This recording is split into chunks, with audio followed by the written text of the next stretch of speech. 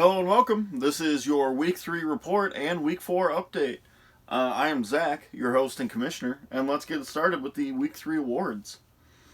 Last week we had quite the game between everybody, and it looks like coming away with the award for the quarterback position is Cedric Diggory for Tri-Wizard Cup. So Sam had Russell Wilson with 58.5 points. Nice job, Sam. And for running back, it comes in with Evan with the Big Nigs with Alvin Kamara, who had 45.2 points. Impressive. And wide receiver comes in with the scruffy-looking Nerf herders. So Jake had Allen for 55.9 points. Very nice. As for the tight end, it came to me with the Orange Peels having Waller, who had 37.1. And the best kicker in the league this week was Mason Crosby with 12 points, belonging to Jake with the scruffy-looking Nerf herders. The defense will go to Jacksonville for 25, and that would be Sam who had that. And as for the Greg Jennings got the team on his back double award, it goes to Sam yet again with Russell Wilson with 58.5 points. The most points last week was Evan with 281.2 points. The Big Nigs come in top yet again, another week in a row. Least points is going to fall to myself with 200.9 points. It's very sad. The biggest differential was also in that game, Sam beating me by 75.6 points. Probably our biggest differential to date, so nice job, Sam. You destroyed me. The worst win, however, goes to Spanky's House with Terror, who only beat Jake, I believe, by 3.6 points.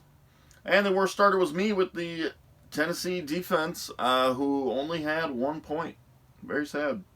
And the best bencher was Mike Evans, a late pickup by Matt, with 57.5 points. Couldn't predict that, though.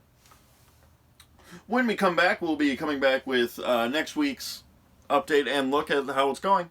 We'll see you on the other side. You're watching ESPN 9, The Commish.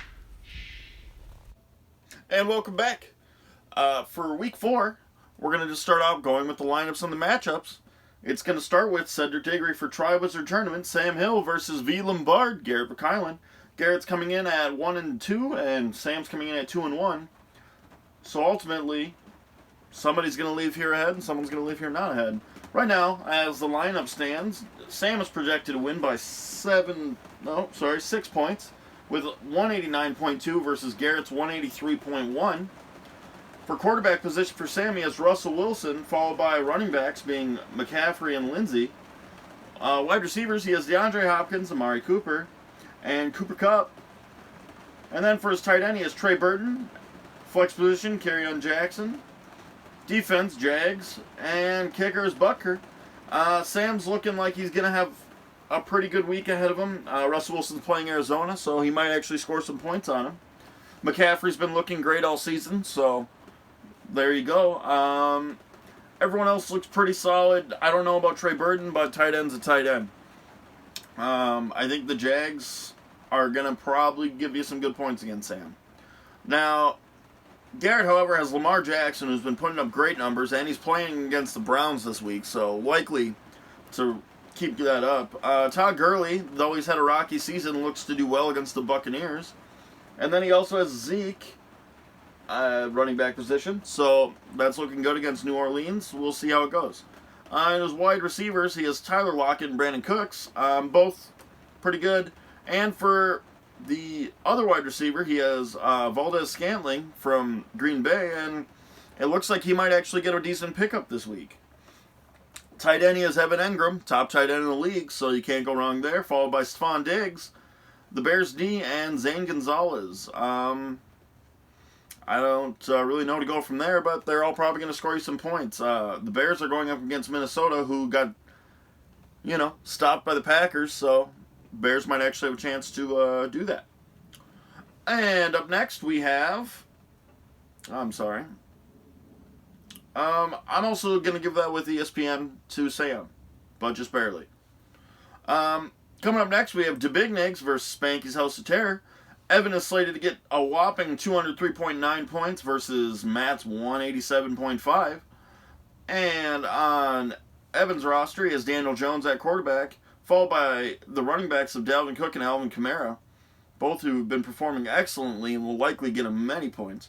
And then for wide receiver, he has Thielen and Devontae Adams. Devontae Adams, though he's been good for the Packers, has not actually produced crazy fantasy numbers, so you might have a chance there, Matt. Followed by Juju and wide receiver, and Travis Kelce for his tight end. Travis has been putting up great numbers as tight end. I think it'll be good. Juju's pretty solid anyway. Rams D, all right. James Conner for his flex. James puts up okay numbers. Depends on the week. He is playing Cincinnati, so I could see that coming out. And Brett Maher as kicker, which, fine, the kicker's a kicker. Yeah, I think overall, Evan's got some great numbers he could put up here. Followed by Matt having Dak Prescott at QB versus New Orleans, which might actually prove pretty fruitful.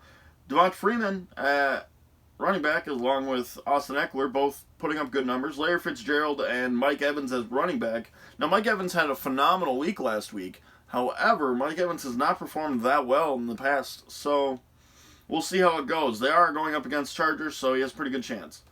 Julio Jones at his other wide receiver position, so that'll be good. Greg Olsen at tight end. Tight end's a tight end. Julian Edelman at his flex, so that'll probably be interesting. And Patriots are going up against Buffalo for the defense, so might do pretty well there with Justin Tucker as his kicker. So overall, I'm also going to give this one to Evan, but I think Matt has a way to come back up. This is also a battle of the undefeated, so somebody will walk away from this match defeated. And opposite of that coin, we have the match of all matches, the one you've all been looking for, the Scruffy Nerf Herders versus the Orange Peels, Jake versus myself, and the winner of this will finally go no longer completely defeated. So the money's here. I'm projected to win by 3 points at 191.2 versus Jake's 188.4.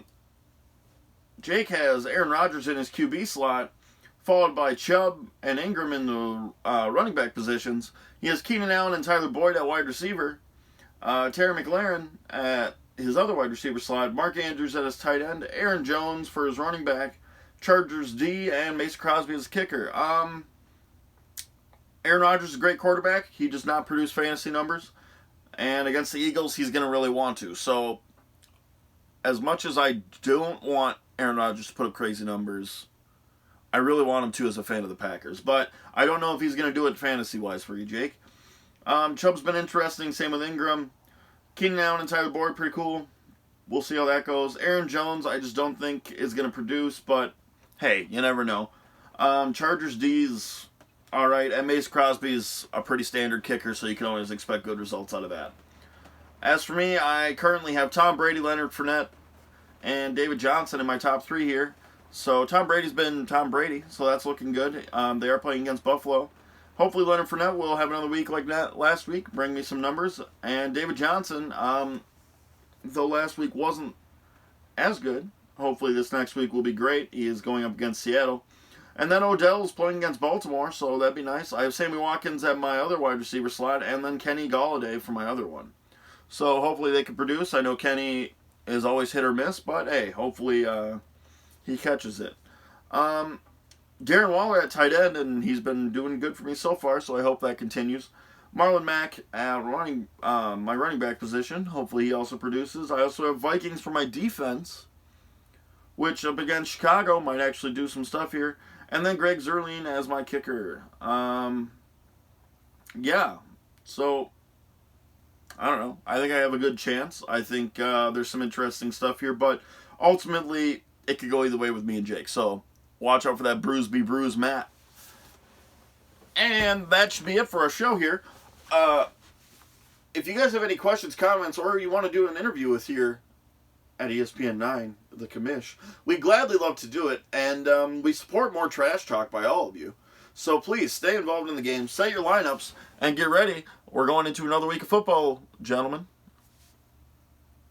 I don't have anything interesting to say to end this, so that's where we're going to end it. Thank you and have a good night.